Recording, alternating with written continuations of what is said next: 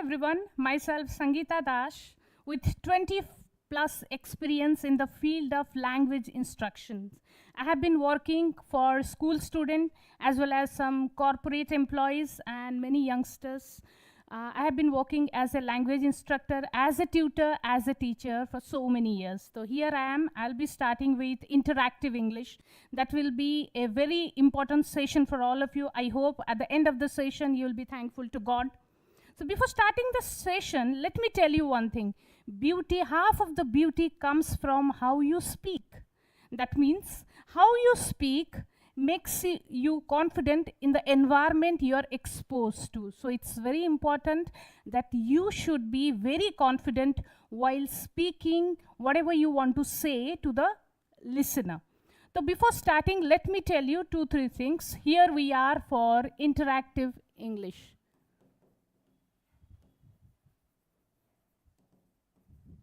There are 2 parts of interactive English.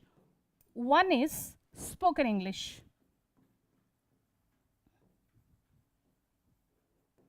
One is spoken English, another one is written English.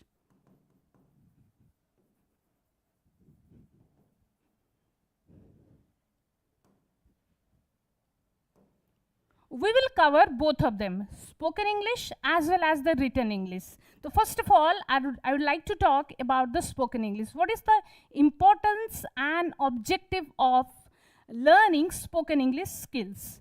So what is the objective of this session? Let me discuss objective of this session. Number 1, learning English that is communicable in the society. That means communicable English. You will be learning communicable English. How you speak.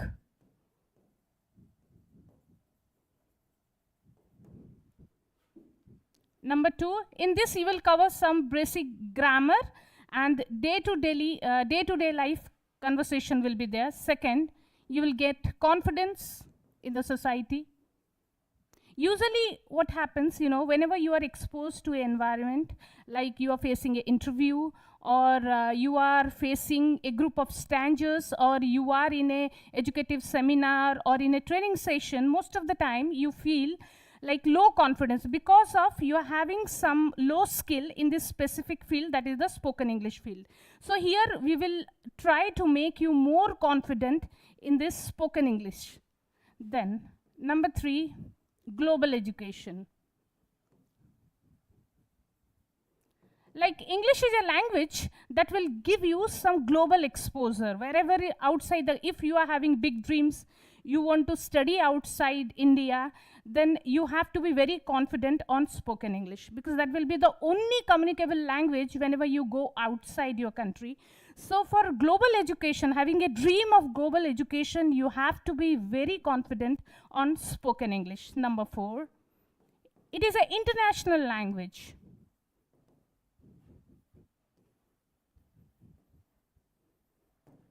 As we all know, English is an international language.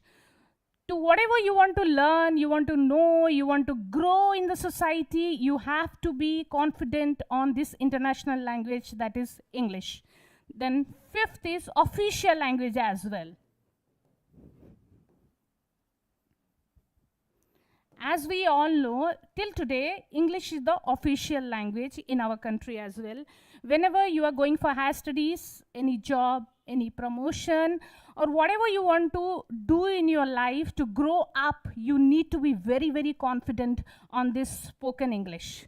Next, number 6 is career growth.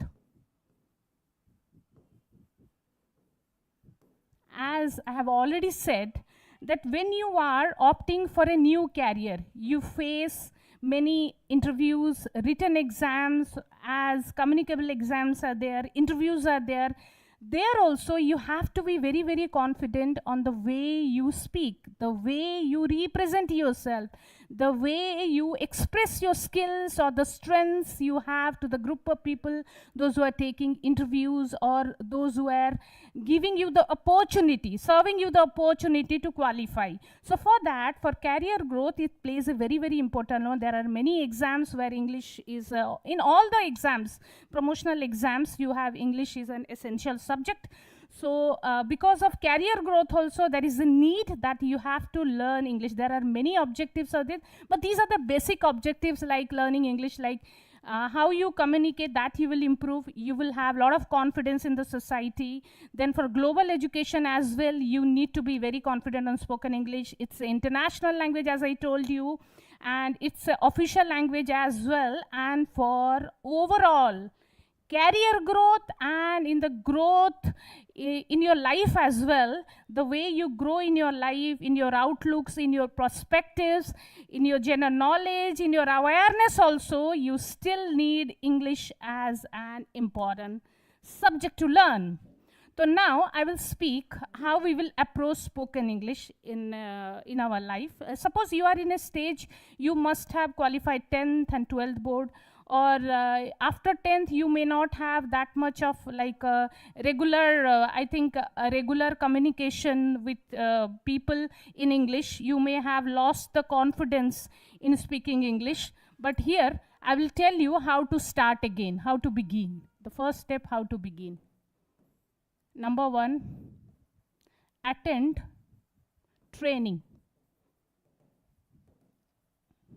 Like we are providing you a training session, or I can call a educative session, where you will learn how to start, how to stop committing mistakes, how to confidently speak, how to interact with people, how to learn basics of grammar, how to learn the basics of spoken English. That you have to attend a training on a regular basis for few months, 3 to 4 months, maybe the time period, that depends. Then number 2, practice. Practice what? Practice vocabulary, practice scripts, speaking practice, writing practice, and reading practice.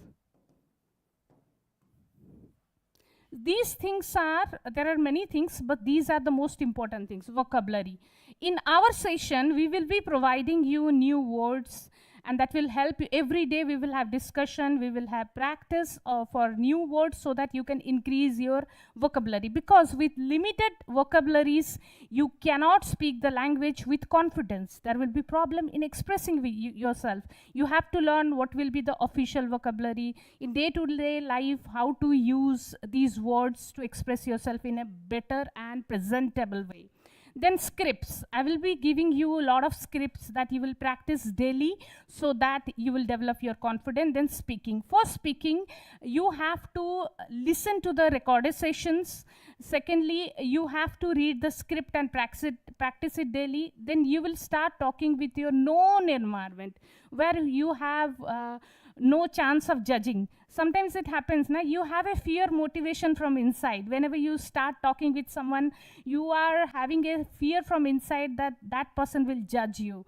So you can choose your own environment, comfortable environment, where no one is going to judge you, so that you can practice your speaking session over here. Then writing. Daily you have to write 1 or 2 pages, whatever being taught in the class, or you can refer to a book that you will start from the beginning. During the training period, you can read 1 page daily and find out the difficult words, and try to practice your vocabulary and the pronunciation. Everything you can practice. Choice is all yours. You can start from a school book, or you can go for novels, you can go for storybooks. The choice is all yours.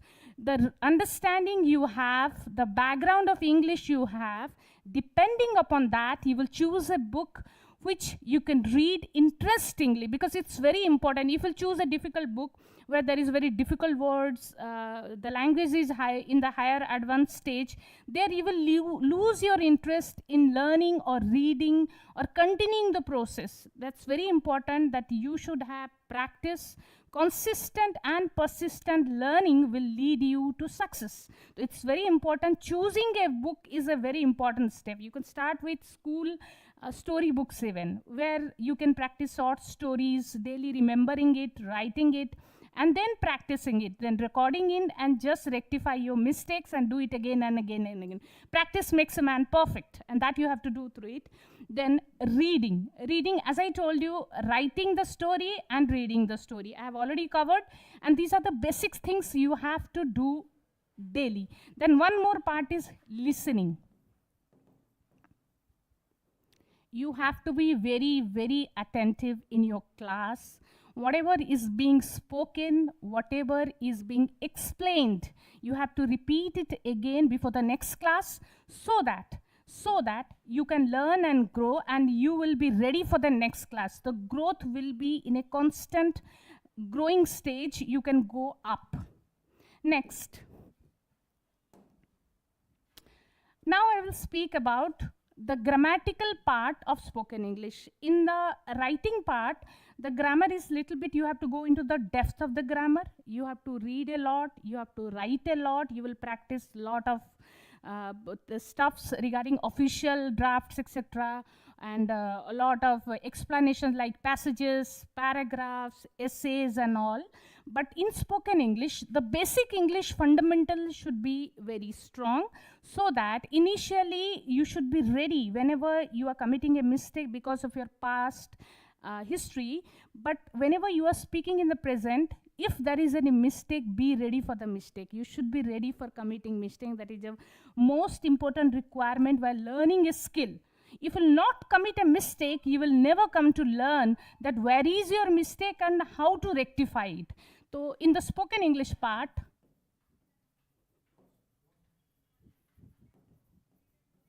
you should be ready to commit mistake.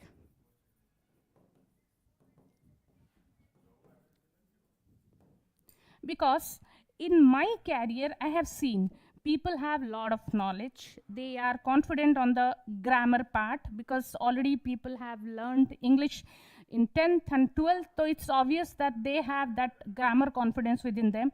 But while speaking, applying those grammar rules has become very difficult for them. And that is the main thing, that they never try to speak in public. That is the main hindrance or the main problem, where they keep themselves away from introducing themselves to a strange crowd, or to a very strange crowd, or to a very unknown environment. So it's very important that you should be ready to commit mistakes. Number 2, confidence. As I already told you, confidence plays a very important part while speaking. Even if you commit the mistake, what the other party is thinking is not the problem. You have to be confident while speaking. Number 3, grammar. Initially, in our classes, we will learn about the basic grammar. Like, the parts will be parts of speech. We will start with the parts of speech. Then number 2, sentence making.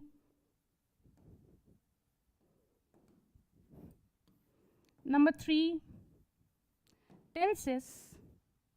Then number 4, we will go for clauses. Number 5, we will go for question formation.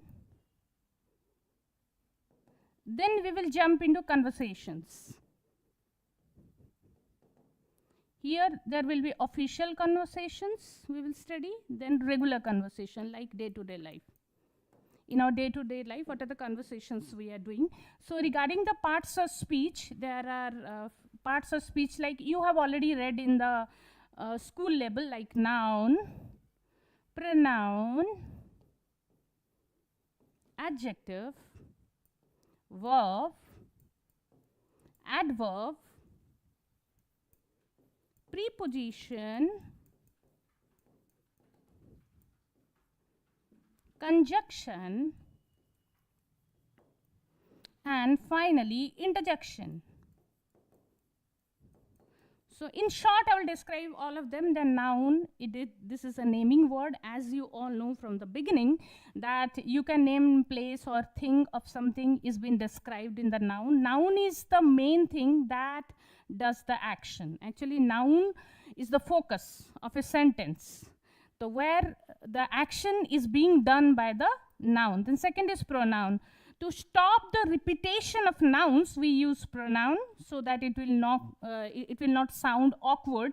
So that is why we use pronoun in place of noun. Then third is adjective. Adjective usually describes the noun. Then verb. Verb is the action part. There are two types of verbs. One is action verb, another is the state of being. Suppose there are two sentences. He runs. Here, the person he, the third person singular, is doing an action. So, the runs is the verb. Run is the verb.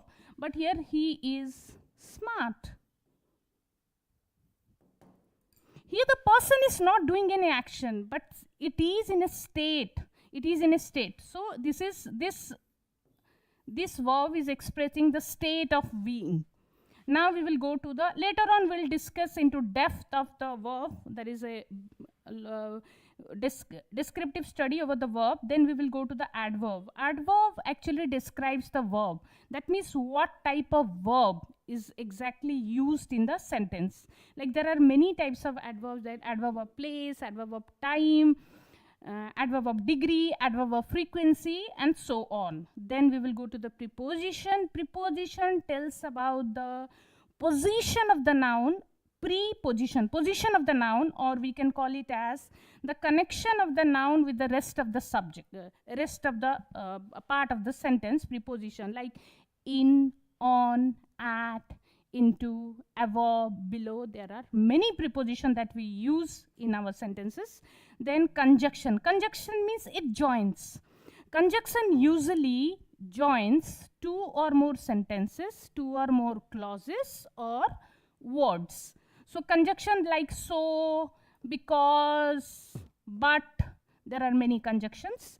Then we will go for interjection. Interjection is a sudden expression. Like if you're watching a very exciting match and suddenly you express, wow, what a match. That wow is the interjection. Suppose you are being hurt or you heard a very bad news and the expression, alas, he died. Here, alas is the introduction. He died. Alas is the interjection. So in this way, in the upcoming sessions, we will go into the detail of noun, pronoun, adjective, verb, adverb, preposition, conjunction, interjection, and different parts of speech. Then we will go for sentence making. For a sentence, there are basic rules how to make a sentence, and there are different types of sentences as well. Like in sentence making, a subject is there, one object is there, and different types of parts of speech may or may not be there. Few may be there, few may not be there. But with a subject and verb, we can make a sentence. Even without a subject, when subject is understood, then also we can make a sentence. Then there are different types of sentences, different forms of sentences we will study. Then there are different types of sentences. Like first is declarative sentence, where you declare in a simplest form, like this is a beautiful place, or I like this, I hate this. Very simple way you are, simple sentences where you declare something is declarative sentence. Then we can have interrogative sentences are there. In the interrogative sentences, usually we make questions. Then there are imperative sentences like declarative sentences,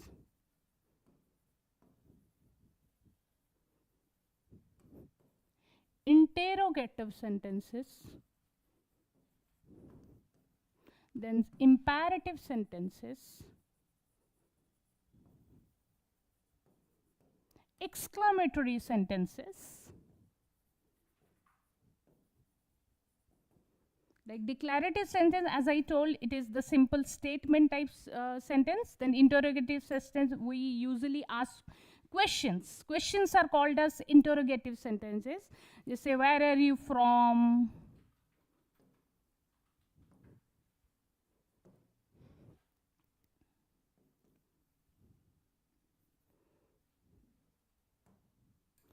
Then third is, we will go for imperative sentences. In imperative sentences,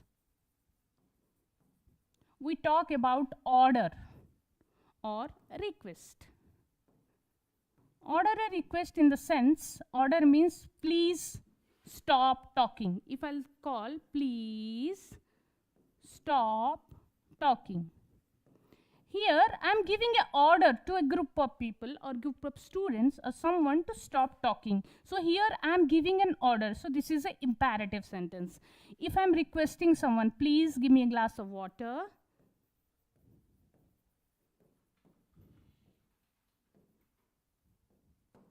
Then this is a request. So this also comes under the imperative sentence. Finally, exclamatory sentences.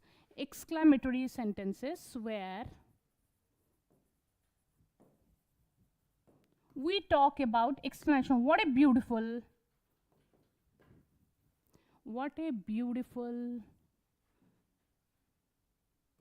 picture it is.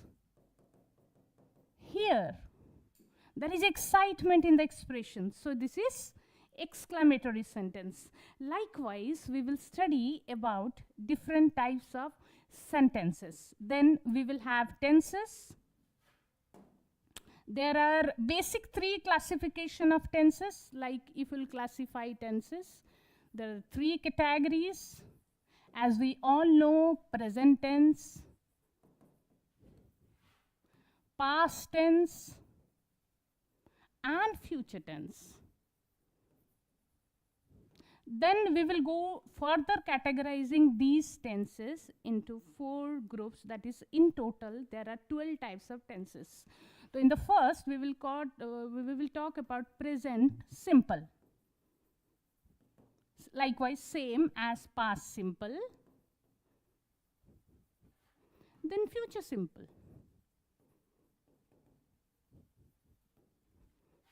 Then present continuous tense. In short, I am writing continuous tense, or it is also called as present progressive tense. This continuous tense nowadays is also called as progressive. Then past continuous tense.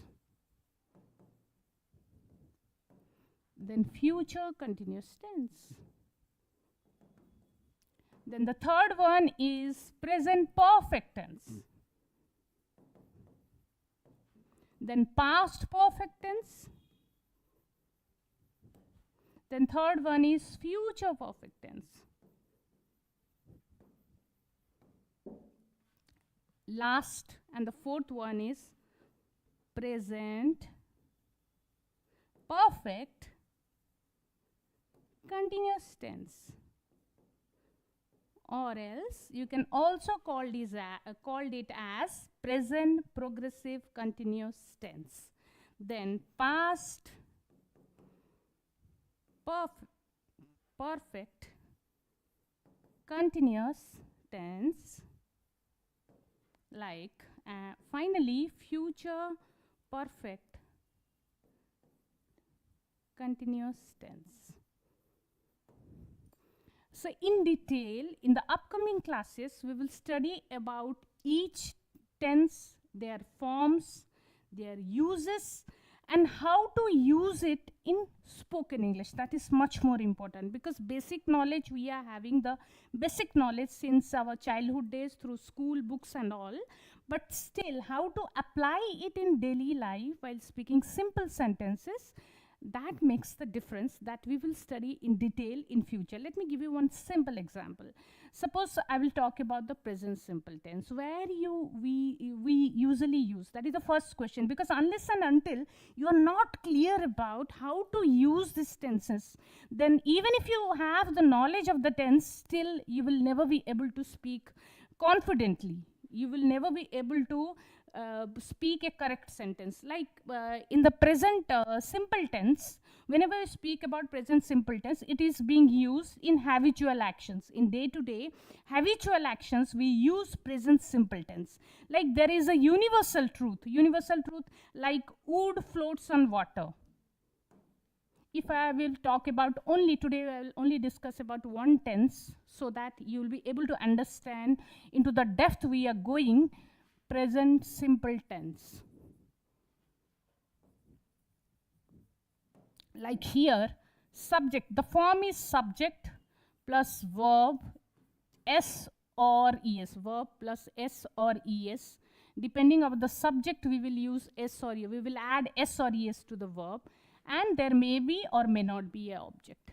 Suppose child plays, but children play. So there may be a question why S has been added to child and there is no S in the children. Because there is a simple rule for I, we, you, they, and plural. We use verb in the first form. But for he, she, it, and singular, we add verb in the first form with S or ES. Like, I'll tell you like, girls go to the school, whereas Seema goes to the school. As because it is plural, so we have not added S or ES to the verb, but here Seema is a singular, so we have added S or ES to the verb. While making questions even, there is like in questions, in these forms like I, we, you, they, and plural verb 1, we add do for making questions, interrogative sentences as well as negative sentences. But in these cases, we add does for making interrogative and negative sentences. This is what the beauty is. So these are the very silly and simple mistake very often I have seen in appearing like many competitive exams. These are the simple mistakes that we commit, adding S or ES to the verbs. And finally, one more thing is for what is the usage? Usage is habitual action. We can use a habitual action or a daily action, which is being repeated very frequently. Daily actions, or like truth that cannot be changed. Those are the truth that cannot be changed. Like example, let me tell you, wood floats on water. Wood floats on water. So this is a, like I can say sun rises in the east. Here also you just see this is a singular word. We have used S over here. Secondly, it is a universal truth. Wood always floats on water. We can't change it. So that is why we are using simple present tense over here. Like sun rises in the, here it is singular and we have added S to the verb. And this is also a universal truth. So we cannot change it. So these are the uses of simple present tense. So likewise, we will study in detail, in depth about all the 12 tenses in detail. Next. After the tenses, we will read about the clauses. Those are playing very important roles, because if we will not study about the clauses and types of sentences like simple sentence, compound sentence, complex sentence, then it will be very difficult for us to make very simple and grammatically correct sentences. Clauses, there are dependent clauses, independent clauses, like dependent clauses, independent clauses. There are phrases that we will study in detail. Then another thing we will study in future, that is active and passive. That is very important, because most of the competitive exams I have seen questions from active and passive comes, and when there is a question that you have to identify the errors, it has become very difficult to identify the errors, because we are not confident on the active passive rules. So we will study all the rules that is being required, and then we will apply it on practicing exercises, sessions, doubt clearing classes will be there. So before concluding the session, I want to tell you, here you will get a combined package of basic grammar, learning skills like having the confidence. You will learn how to be confident for public speaking. in daily life while speaking English, how to get the confidence. Number 3, you will learn about how to be presentable. Whatever you have some, everybody has a strength, everybody has a weakness. So you have to present your strength in the best possible way or in a beautiful way so that the other person get impressed. I will tell you one sentence. Beauty comes, as I told you, beauty. Half of the beauty comes from how you speak. In this prevailing society nowadays, it's very important to speak beautifully. That means without less error, even with a few words, even you can express yourself in the most beautiful way to impress the other person, rather in an interview or in a community or in a society or in front of a crowd. And half of the beauty comes for speaking. So it has become very important to learn spoken English from the ground level and reach the top. Number 2, you have to be very patient. You have to maintain patience while learning, and during the process of learning you have to practice regularly, because it's very important that you should be ready to welcome the best version of yourself.